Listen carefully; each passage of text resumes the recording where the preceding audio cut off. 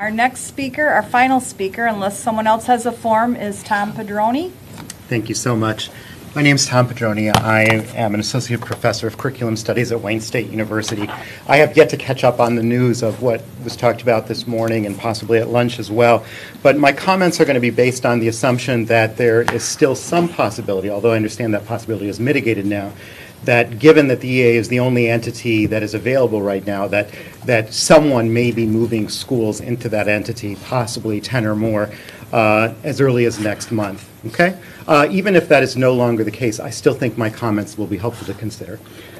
Putting more schools in the EAA is premised on the assumption that the claims of student growth reported by Ms. Esselman must be correct, and that the parents who have used choice to leave EAA must basically have a preference to not have their children attend school during the summer months for the most part. To me, this reflects a classic disposition of readily accepting information that validates one's viewpoint and dismissing information that seems to contradict it. Why should the claims of Ms. Esselman be doubted or treated with skepticism? The EAA first came forward with spectacular sounding gains in February of last year. At the time, those of us who heard of the scores reacted with a mix of fascination and, because we are researchers, the desire to delve more deeply to validate the claims.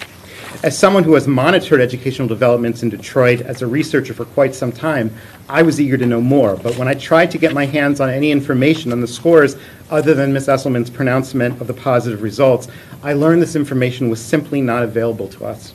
I contacted each of the reporters who had reported the claims and asked if they had received any underlying data or simply just the pronouncements of Ms. Esselman. It turned out that none of them had received any information other than her pronouncement of the results.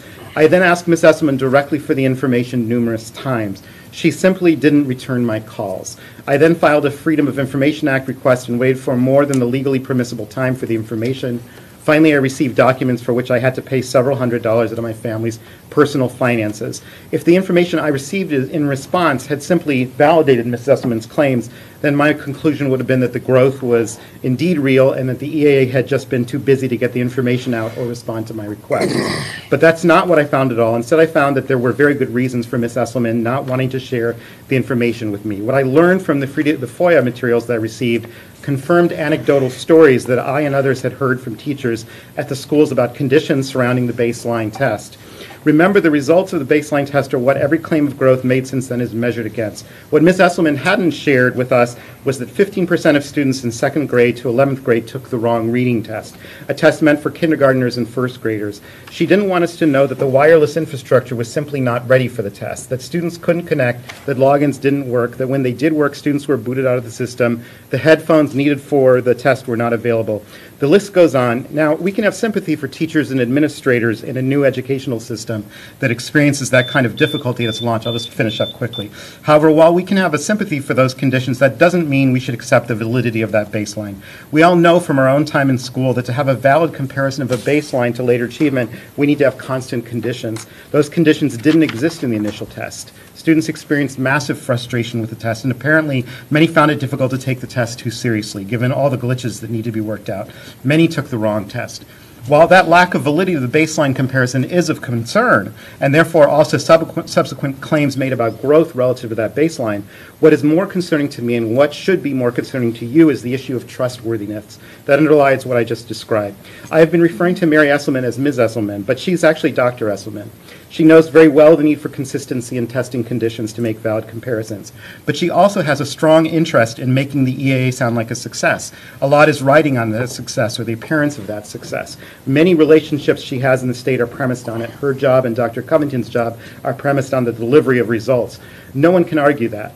With her doctorate, Dr. Esselman chose to not make the information I was eventually able to obtain readily available to the public because she understood the implications as well.